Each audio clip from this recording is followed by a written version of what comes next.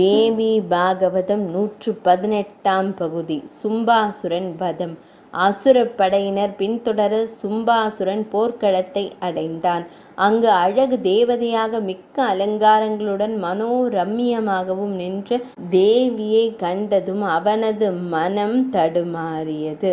இருப்பினும் இவள் செய்யும் மாயங்களை நம்பி இவள் மீது மோகம் கொண்டால் இவள் என்னை சுலபமாக கொன்று விடுவாள்.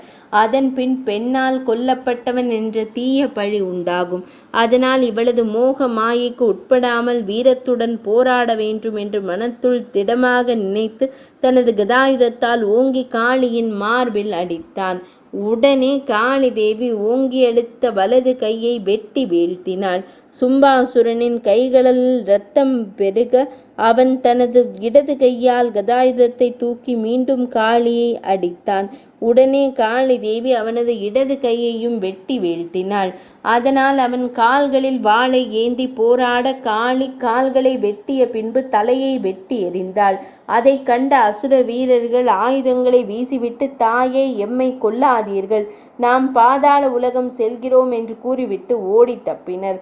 தேவர்கள் மகிழ்ந்து வானில் கீதங்கள் பாடி சொரிந்து மகிழ்ச்சி ஆரவாரம் செய்தனர். இச்சரிதத்தை கேட்பவர்களுடையதும் சொல்பவர்களுடையதுமான குறைகள் யாவும் தீரும்.